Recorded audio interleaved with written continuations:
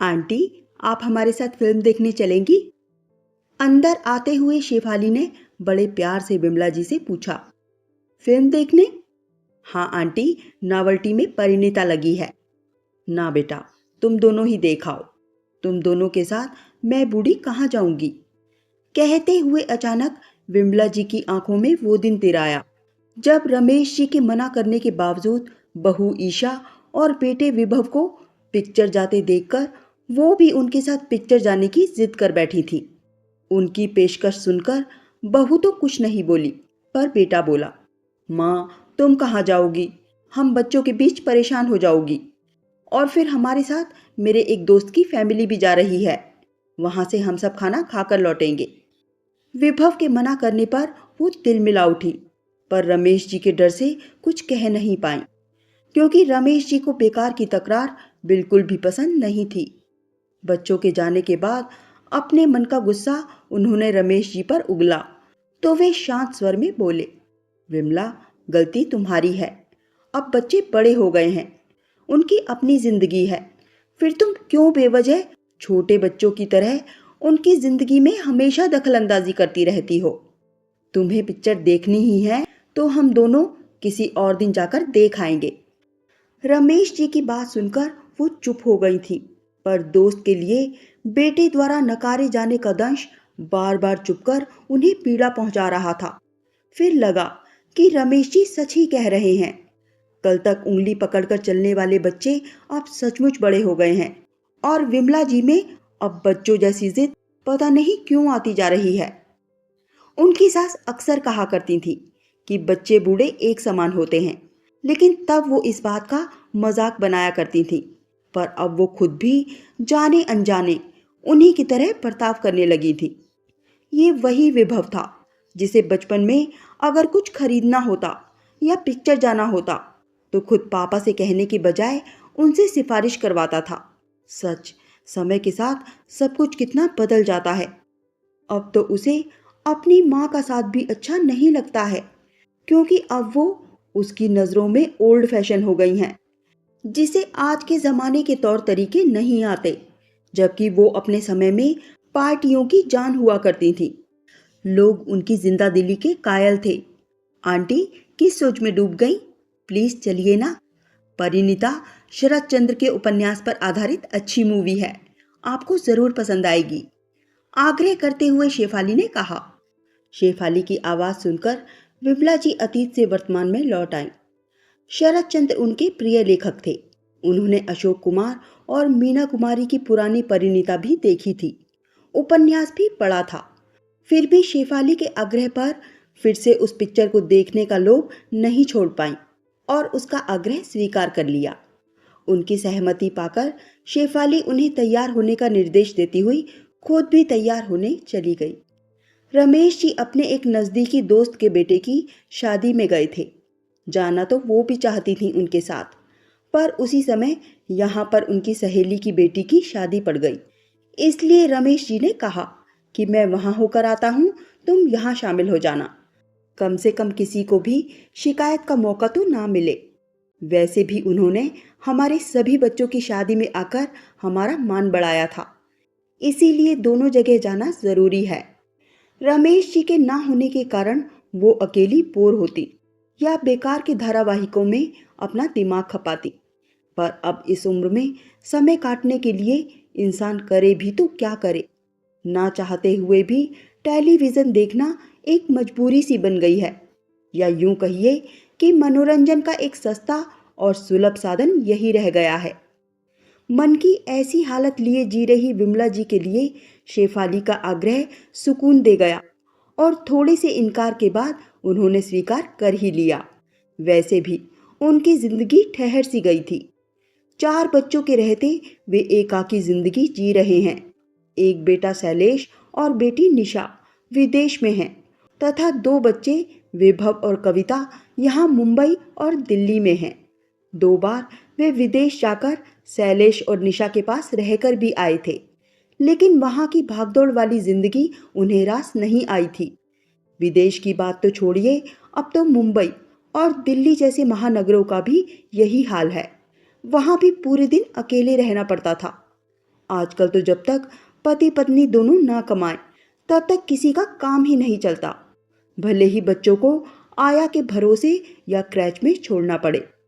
एक उनका समय था जब बच्चों के लिए माँ बाप अपना पूरा जीवन ही समर्पित कर देते थे, पर आजकल तो युवाओं के लिए अपना करियर ही मुख्य है। माता पिता की बात तो छोड़िए, कभी कभी तो उन्हें लगता है कि आज की पीढ़ी को अपने बच्चों की परवाह भी नहीं है। पैसों से तो वे अपने बच्चों को सारी दुनिया खरीद कर देना चाहते हैं, पर उनके पास बैठकर प्यार के दो मीठे बोल बोलने के लिए उनके पास समय नहीं है। जब रमेश जी और विमला जी का बच्चों के पास मन नहीं लगा तो वे लौटकर अपने घर चले आए। रमेश जी ने इस घर को बनवाने के लिए जब लोन लिया था तब विमला जी ने ये कहकर विरोध किया था कि क्यों पैसा बर्बाद कर रहे हो, बुढ़ापे में अकेले थोड़े ही रहेंगे हम, हमारे 4 बच्चे हैं, वे भी हमें अकेले थोड़े ही रहने देंगे। पर पिछले 4 साल से इधर उधर भटककर आखिर उन्होंने अकेले रहने का फैसला कर ही लिया। और कभी पेमेंट से बनवाया गया घर अब अचानक उन्हें अच्छा लगने लगा था। अकेलेपन की पीड़ा से बचने के लिए अभी 3 महीने पहले ही उन्होंने घर का एक हिस्सा किराए पर दे दिया था। शशांक और शेफाली अच्छे शरीफ लोग लगे। उनका एक छोटा बच्चा था। इस शहर में नए नए आए थे। शशांक एक प्राइवेट कंपनी में काम करता था। उन्हें घर की जरूरत थी और रमेश जी और विमला जी को अच्छे पड़ोसी की, इसीलिए रख लिया। अभी उन्हें आए हुए हफ्ता भर भी नहीं हुआ था कि एक दिन शेफाली आकर उनसे कहने लगी कि आंटी, अगर आपको कोई तकलीफ ना हो तो बब्बू को आपके पास छोड़ जाऊं, कुछ ज़रूरी काम से जाना है, हम जल्दी ही आ जाएंगे। उसका आग्रह देखकर पता नहीं क्यों वो मना नहीं कर पाई। उस बच्चे के साथ 2 घंटे कैसे बीत गए उन्हें पता ही नहीं चला। इस बीच ना तो वो बच्चा रोया ही और ना ही उन्हें कोई खास परेशान किया। विमला जी ने उसके सामने अपने पोते के छोड़े हुए खिलौने डाल दिए थे। उनसे ही बस खेलता रहा। उसके साथ खेलते और बातें करते हुए उन्हें अपने पोते विक्की की याद आ गई। वो भी लगभग इसी उम्र का था। उस बच्चे में वो अपने पोते को ढूंढने लगी। उस दिन के बाद से तो रोज का क्रम बन गया। जिस दिन बब्बू नहीं आता विमला जी आवाज देकर उसे बुला लेती। बच्चा उन्हें दादी कहता तो उनका मन भावुक हो उठता। धीरे धीरे शेफाली भी उनके साथ सहज होने लगी थी। कभी कोई अच्छी सब्जी बनाती तो आग्रहपूर्वक दे जाती। उन्हें अपने पैरों में दवा या तेल मलते देखती तो खुद उनके पैरों में लगा देती। कभी कभी उनके सिर की मालिश भी कर दिया करती थी।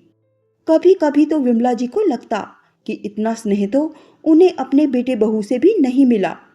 कभी वे उनके नजदीक आए भी तो सिर्फ इतना जानने के लिए कि उनके पास कितना पैसा है और कितना उन्हें हिस्सा मिलेगा। शशांक भी ऑफिस जाते समय उनका हालचाल पूछकर ही जाता। बिजली, पानी और टेलीफोन का बिल भी वही जमा करा दिया करता था। यहाँ तक कि बाजार जाते हुए भी अक्सर उनसे पूछने आता कि उन्हें कुछ मंगाना तो नहीं है। उनके रहने से विमला जी की काफी समस्याएं हल हो गई थी। कभी कभी तो उन्हें लगता कि अपने बच्चों का सुख तो उन्हें मिला नहीं, चलो दूसरों की औलाद जो सुख दे रही है उसी से झोली भर लो। रमेश जी ने उन्हें कई बार चेताया कि किसी पर भी इतना विश्वास करना ठीक नहीं है, पर वो उनको ये कहकर चुप करा देती कि आदमी की पहचान उन्हें भी है।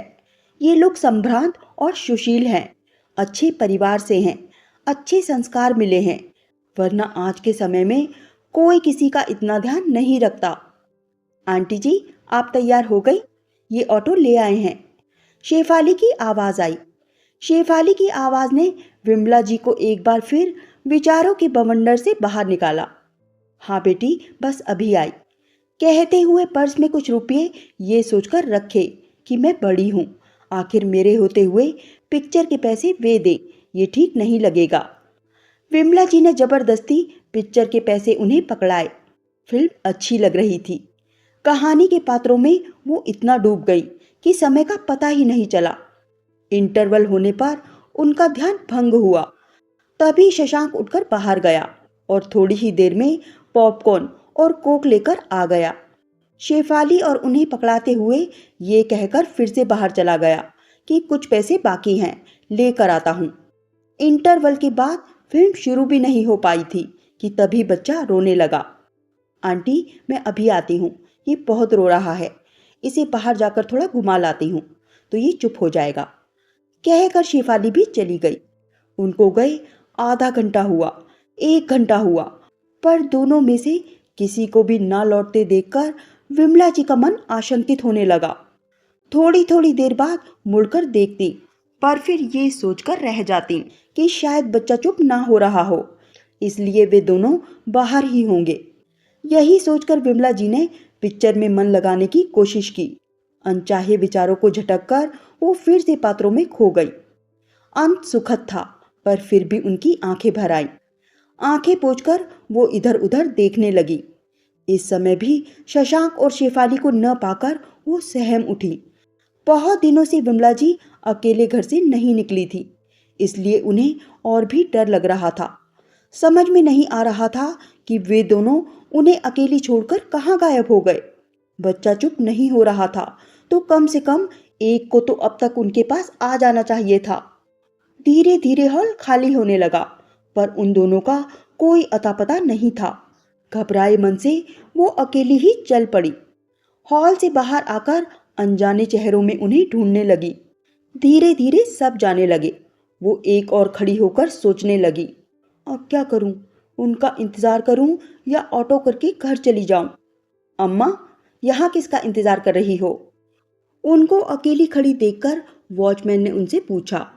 बेटा, जिनके साथ आई थी वो नहीं मिल रहे हैं।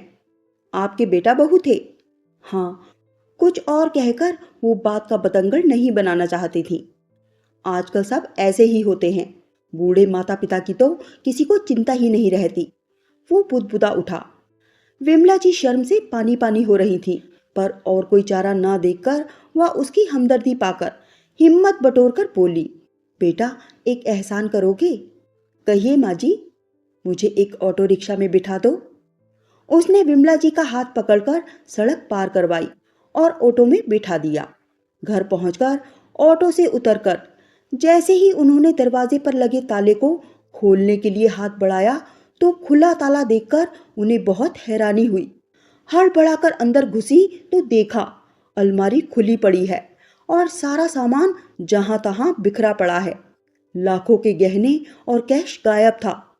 ये सब देखकर उनका मन कर रहा था कि खूब जोर जोर से रोएं, पर रोकर भी क्या हो सकता था। विमला जी को शुरू से ही गहनों का बहुत शौक था। जब भी पैसा बचता उससे वो गहने खरीद लाती। रमेश जी कभी उनके इस शौक पर हंसते तो वो कहती, मैं पैसा बेकार नहीं गवा रही हूँ, कुछ ठोस चीज ही खरीद रही हूँ, वक्त पर काम आएगा। पर वक्त पर काम आने की बजाय वो तो कोई और ही ले भागा। अभी कुछ दिन पहले ही उन्होंने घर खर्चे में से बचाकर 20,000 रुपए अलग से रखे थे। घर में कुछ मरम्मत का काम करवाया था, कुछ होना बाकी था। उसके लिए रमेश जी ने 40,000 रुपये बैंक से निकलवाए थे, पर निश्चित तिथि पर ठेकेदार लेने नहीं आया, सो वो पैसे भी अंदर की अलमारी में रख छोड़े थे। पर अब सब एक ही झटके में चला गया था। जहां कुछ देर पहले तक वो शशांक और शेफाली को लेकर परेशान थी, वहीं अब इस नई मुसीबत के कारण समझ नहीं पा रही थी कि क्या करे। पर फिर ये सोचकर कि शायद बच्चे के कारण शशांक और शेफाली अधूरी पिक्चर छोड़कर घर न आ गए हों, उन्हें आवाज लगाई। कोई आवाज ना पाकर वो उस ओर गईं, पर वहां उनका कोई सामान न पाकर अचकचा गई। घर खाली पड़ा था। कमरे में बस उनका दिया पलंग, एक टेबल और 2 कुर्सियां पड़ी थी। अब उन्हें पूरी तस्वीर एकदम साफ नजर आ रही थी। कितने शातिर ठगते दोनों। किसी को शक न हो इसलिए इतनी सफाई से पूरी योजना बनाई। उन्हें फिल्म दिखाने ले जाना भी उसी योजना का हिस्सा था। उन लोगों को पता था कि रमेश जी घर पर नहीं हैं और इतनी गर्मी में कूलर की आवाज में आस पड़ोस में से किसी को भी कुछ भी सुनाई नहीं देगा और वो आराम से अपना काम कर लेंगे। वो भागने के लिए भी समय मिल जाएगा। फिल्म देखने का आग्रह करना, बीच में से उठकर चले जाना, सब कुछ विमला जी के सामने चलचित्र की तरह घूम रहा था। कहीं कोई चूक नहीं, उन लोगों को किसी बात की शर्मिंदगी या डर नहीं। हैरानी तो इस बात की थी कि इतने दिन साथ रहने के बावजूद भी उन्हें कभी भी उन दोनों पर शक नहीं हुआ था। जैसे तैसे उन्होंने खुद को संयत कर रमेश जी को फोन किया और फोन पर बताते बताते वो रोने लगी। उन्हें रोता देखकर रमेश जी ने उन्हें सांत्वना दी और पड़ोसी वर्मा जी के घर जाकर मदद मांगने को कहा। वो बदहवास सी बगल में रहने वाली राधा वर्मा के पास गई। राधा को सारे हालात से अवगत कराया तो वो बोली, कुछ आवाजें तो आ रही थी, पर मुझे लगा शायद आपके घर में कुछ मरम्मत का काम चल रहा है, इसलिए ज्यादा ध्यान नहीं दिया। अब जो हो गया सो हो गया, वर्मा साहब बोले। परेशान होने या चिंता करने से कोई फायदा नहीं है। वैसे तो चोरी गया सामान मिलता नहीं है, पर कोशिश करने में कोई हर्ज नहीं। चलिए एफआईआर दर्ज करा देते हैं। वर्मा जी ने अपने ड्राइवर को बुलाया और विमला जी को थाने लेकर गए। पुलिस इंस्पेक्टर उनके बयान को सुनकर बोला, उस जोड़े की तलाश तो हमें काफी दिनों से है। कुछ दिन पहले हमने अखबार में भी निकलवाया था और लोगों को सावधान रहने के लिए कहा था, पर शायद आपने इस खबर की ओर ध्यान नहीं दिया। ये जोड़ा कई जगह ऐसी वारदातें कर चुका है, पर किसी का भी बताया गया हुलिया उनसे मैच नहीं करता। शायद वो अलग अलग जगहों पर अलग अलग नामों के बनकर रहते हैं। क्या आप उनका हुलिया बता सकेंगी? कब से वो लोग आपके साथ रह रहे थे? उन दोनों के बारे में जो भी बिमला जी को पता था, उन्होंने सारी जानकारी दे दी। जिस ऑफिस में वो काम करता था, वहां पता लगाया गया तो पता चला कि इस नाम का कोई भी आदमी उनके यहाँ काम ही नहीं करता। उनकी बताई हुई जानकारी के आधार पर बस अड्डे और रेलवे स्टेशन पर भी उन्होंने अपने आदमी भेज दिए। पुलिस ने घर आकर जांच की, पर कहीं कोई सुराग नहीं था। यहां तक कि कहीं उनकी उंगलियों के निशान भी नहीं पाए गए। लगता है शातिर चोर थे, इंस्पेक्टर बोला। हम लोग कई बार आप जैसे नागरिकों से निवेदन करते हैं कि नौकर और किराएदार रखते समय पूरी सावधानी बरतें, उनके बारे में पूरी जानकारी रखें। मसलन वो कहाँ काम करते हैं, उनका स्थायी पता, फोटोग्राफ आदि। पर आप लोग तो समझते ही नहीं हैं। इंस्पेक्टर थोड़ा रुका, फिर बोला, वो आपके किराएदार थे, इस बात का कोई प्रमाण है आपके पास? किराएदार? इसका तो हमारे पास कोई प्रमाण नहीं है। आयकर की पेचीदगी से बचने के लिए हमने कोई एग्रीमेंट ही नहीं किया था। सच, थोड़ी सी परेशानी से बचने के लिए हमने खुद को उन अपराधियों के हवाले कर दिया। हाँ, शुरू में कुछ एडवांस देने के लिए जरूर कहा था हमने, पर जब उन्होंने असमर्थता जताई तो उनकी मजबूरी को देखकर हमारा मन पिघल गया था। दरअसल हमें पैसों से ज्यादा जरूरत सिर्फ अपना सूनापन बांटने या घर की रखवाली के लिए अच्छे लोगों की थी, और उनकी बातों में सच्चाई टपक रही थी। बच्चे वाला युगल था, सो संदेह की कोई बात नजर ही नहीं आई। यही तो गलती करते हैं आप लोग। कुछ अग्रीमेंट करवाएंगे तो उसमें सब कुछ दर्ज हो जाएगा। अब किसी के चेहरे पर तो लिखा नहीं रहता कि वो शरीफ है या बदमाश। वो तो गनीमत है कि आप सही सलामत हैं, वरना ऐसे लोग अपने मकसद में कामयाब होने के लिए किसी का खून भी करना पड़े तो पीछे नहीं रहते। उन्हें देखकर इंस्पेक्टर बोला। इंस्पेक्टर ने आश्वासन दिया कि वो यथासंभव जल्द कार्रवाई करेंगे, पर साथ ही ये भी जोर दिया कि आजकल ऐसे मामलों में अपराधी जल्दी पकड़ में नहीं आते, क्योंकि वे नकली पहचान और फर्जी दस्तावेजों का सहारा लेते हैं। विमला जी का मन बहुत भारी हो गया था। घर लौटते वक्त वे खिड़की से बाहर अपलक देखती रहीं। उन्होंने कभी सोचा भी नहीं था कि किसी पर विश्वास करना इतना महंगा पड़ सकता है। उन्होंने तो बस अपने अकेलेपन को थोड़ी सी रंगत देने की कोशिश की थी, लेकिन बदले में मिला तो सिर्फ विश्वासघात। दूसरे दिन रमेश जी भी आ गए। विमला जी को रोते देखकर रमेश जी बोले, जब मैं कहता था कि किसी पर ज्यादा भरोसा नहीं करना चाहिए, तब तुम मानती ही नहीं थी। उन्हीं के सामने अलमारी खोलकर रुपये निकालना, रखना सब तुम ही तो करती थी। मुझे ही क्यों दोष दे रहे हो? आप भी तो बैंक से पैसा निकलवाने के लिए चेक उसी को देते थे। झुंझला कर विमला जी ने जवाब दिया। फिर वो सिसक पड़ी और बोली, गलती हो गई रमेश जी। इतना अपनापन दिखाकर किसी के मन में इतना छल छुपा होगा, मैं सोच भी नहीं पाई। इस घटना को कई दिन बीत गए थे, पर उन शातिर चोरों का कोई सुराग नहीं मिला। विमला जी कभी सोचती तो उन्हें एकाएक विश्वास ही नहीं होता कि वो इतने दिनों तक झूठे और मक्कार लोगों के साथ रह रही थीं। वे ठग थे। तभी तो पिछले 2 महीने का किराया भी ये कहकर नहीं दिया था कि ऑफिस में कुछ समस्या चल रही है, इसलिए वेतन नहीं मिल रहा है। विमला जी ने भी ये सोचकर कुछ नहीं कहा कि लोग अच्छे हैं, पैसा कहाँ जाएगा। वास्तव में उनका स्वभाव देखकर कभी लगा ही नहीं कि इनका इरादा नेक नहीं है। इतने सौम्य चेहरों का इतना घिनौना रूप भी हो सकता है, उन्होंने कभी सोचा भी नहीं था। मुंह में राम बगल में छुरी वाला मुहावरा शायद ऐसे लोगों की फितरत देखकर ही किसी ने कहा होगा। उन्होंने अखबारों और टेलीविजन में वृद्धों के लुटने और मारे जाने की घटनाएं पढ़ी और सुनी थीं, पर उनके साथ भी कभी कुछ ऐसा ही घटित होगा उन्होंने सपने में भी नहीं सोचा था। आखिर हम जैसे वृद्ध जाएं तो कहाँ जाएं? क्या किसी के साथ अपनेपन का रिश्ता बनाना या उसकी मदद करना गलत है? किसी की भावनाओं के साथ खिलवाड़ करते ऐसे लोग ये क्यों नहीं सोचते कि एक दिन बुढ़ापा उनको भी आएगा? वैसे भी उनका ये खेल आखिर चलेगा कब तक? क्या झूठ और मक्कारी से इकट्ठा की गई दौलत के बल पर वो सुकून से जी पाएंगे? क्या संस्कार दे पाएंगे ऐसे लोग अपने बच्चों को? उन्हें अब समझ आ गया कि आजकल लोग इमोशन को सबसे आसान हथियार मानते हैं, ठगने के लिए, छलने के लिए। मन में चलता बवंडर विमला जी को चैन से नहीं रहने दे रहा था। बार बार एक ही प्रश्न उनके दिल और दिमाग को मथ रहा था, आखिर इंसान भरोसा करे तो किस पर? दोस्तों, अगर आपको ये कहानी थोड़ी सी भी अच्छी लगी हो तो लाइक करना मत भूलिए। मिलते हैं एक नई कहानी के साथ। बहुत बहुत धन्यवाद।